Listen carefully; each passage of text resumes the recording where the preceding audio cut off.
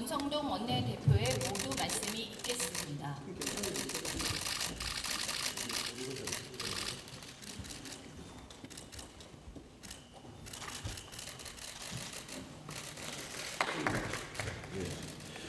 지난 24일 더불어민주당은 의원총회를 열어 한덕수 권한대행에 대한 탄핵을 결의했다가 오늘 26일 탄핵 여부를 결정하겠다고 말을 바꿨습니다.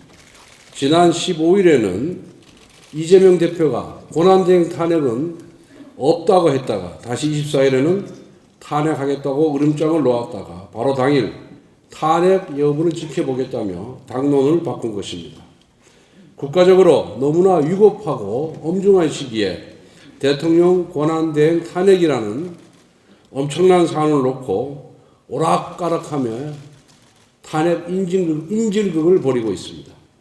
이런 행태는 한마디로 민주당이 얼마나 무책임한 정치 집단인지 국정 안정에 협력하겠다는 말이 얼마나 새빨간 거짓말인지 이재명 대표 사법 리스크를 덮을 수만 있다면 국정을 마비시키고 정부를 초토화시키고 국가를 침몰시켜도 상관없다는 민주당의 본색을 드러내고 있습니다.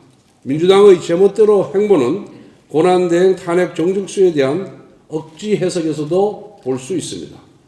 민주당은 국회 가반동의로 권한대행을 탄핵할 수 있다고 우기는 중입니다. 그러나 이는 헌법의 기본 취지를 망각한 무지한 주장입니다. 다른 국무위원과 달리 대통령 탄핵 정족수가 3분의 2인 이유가 무엇입니까?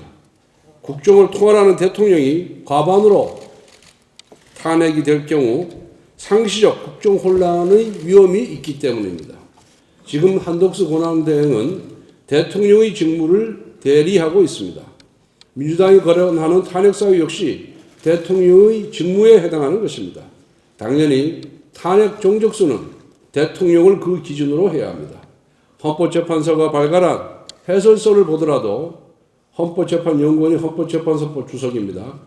권한대행자의 탄핵소추 발의 및 의결의 정족수는 대행되는 공직자의 그것을 기준으로 한다라고 명백하게 밝히고 있습니다.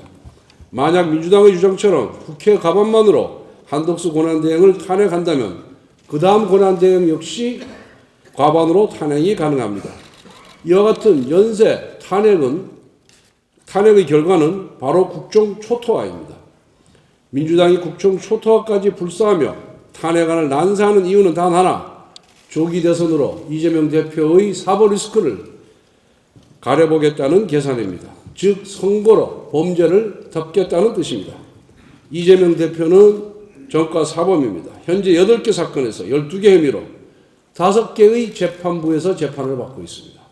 대한민국 헌정사에서 이렇게 다양한 범죄 혐의를 받고 있는 대선 후보를 위해 이렇게 많은 국회의원들이 이렇게 무도한 일을 자행한 적이 단 한 번도 없었습니다. 민주당은 국정 초토화 작전을 당장 멈추길 바랍니다. 여러분은 지금 조기 대선의 단꿈에 빠져 있겠지만 여러분의 악행은 반드시 국민의 심판으로 되돌아올 것입니다. 헌법재판관 임명 문제에 대해서 말씀드리겠습니다. 국회가 대통령 탄핵 심판의 소추인입니다.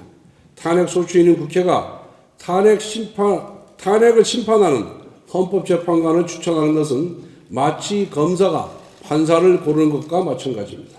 그것도 전체 3분의 1에 해당하는 9명 중 3명씩이나 추천하는 것은 탄핵 심판의 공정성을 매우 크게 훼손하는 것입니다. 이미 판례가 있습니다. 윤석열 대통령이 검찰총장이었을 때 당시 추미애 법무부 장관이 윤석열 총장에 대한 징계 청구를 하고 나서 징계위원 1명을 추가 임명했습니다. 서울고등법원이 징계를 청구한 법무부 장관이 징계를 심사하는 징계위원을 위촉한 것이 헌법상 적정 절차 위반이라고 징계 처분 자체를 무효라고 판시하였습니다. 이러한 판례에 비추어 볼 때 국회가 추천한 헌법재판관 3인 임명을 함부로 강행하면 탄핵 심판 자체가 무효화될 수도 있는 중대 사안입니다. 그리고 박근혜 대통령이 아직 직무정지일 때 황교안 권한대행이 헌법재판관을 임명하지 않았고 탄핵이 인용된 이후에 임명한 전례가 있습니다. 그때와 180도 달라진 민주당의 말 바꾸기를 논하자는 것이 아니라 명확히 남아있는 과거의 선례를 따르자는 것입니다. 한덕수 권한대행은 민주당의 협박과 강요에 따라 헌법재판관을 임명해서는 안 된다는 것을 분명히 말씀드립니다.